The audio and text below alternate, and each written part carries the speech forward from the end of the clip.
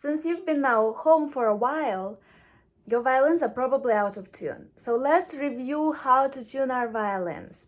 The first thing you're going to need is a tuner. If you have a device, that's great, use that. If you don't, you can download an app onto the phone. You can borrow your parents' phone or ask them to do it. Go to App Store and type in tuner. There will be lots of different free options. If you don't have an option to do that, you can also Google a tuner or a tone generator, something to help you tune. There are many websites that do that also. So once you're all set with that, take your violin out. And first of all, you want to make sure that your bridge is straight, okay? So if you look at this from the side of the violin, you can see that the bridge should be standing up straight and there should be a 90-degree angle between the violin and the bridge. In other words, they're perpendicular. If you know your geometry, you will recognize those words. If your bridge is tilted, it's usually tilted this way. So if the top of your bridge is not here but here, use your fingers to move it back a little bit. Don't move the bridge from the bottom. Always lean it from the top. Move it, pull it back. Your bridge should be aligned with the small protruding parts of your F-holes, right here and right here. The only time you can move your bridge from the bottom is if it's very out of alignment. But if it's approximately where it should be, don't move it too much. Okay. If your bridge is pretty straight, then look where your fine tuners are. I only have one on this violin, but you should have all four. On the E string, A string, D string, and G string. Okay, so let's tune our E string. So you can pluck your E, and your tuner will tell you if it's sharp or flat. Mine is a little bit flat.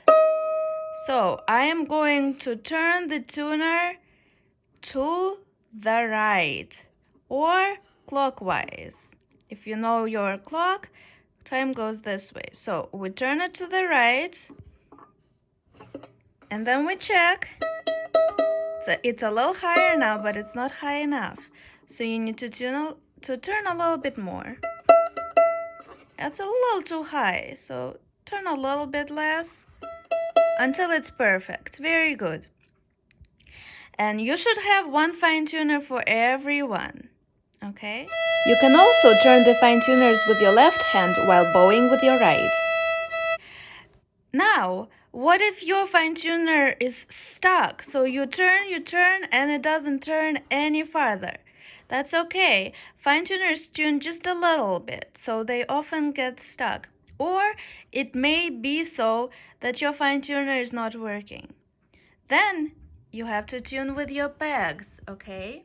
So if your fine tuner is stuck, so it's at the end, you have to turn it the opposite way, so to the left or counterclockwise, to completely loosen it.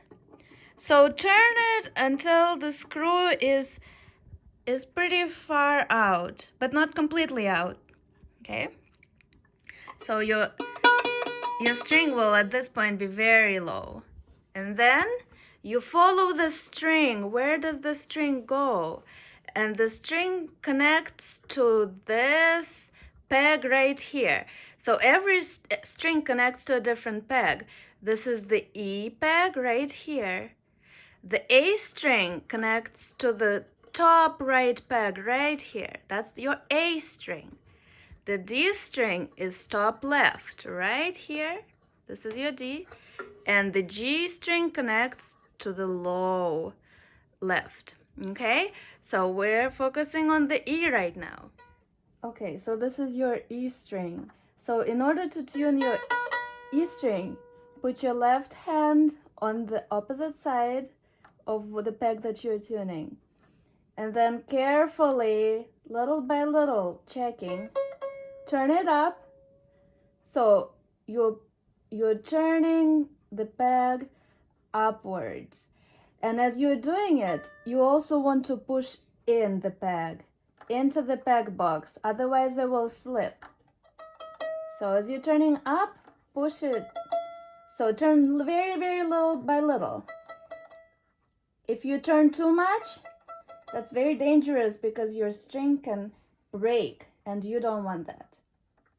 Okay. Once you got your string to where it should be with your peg, then you can use your fine tuner to fine tune it so it's perfectly in tune.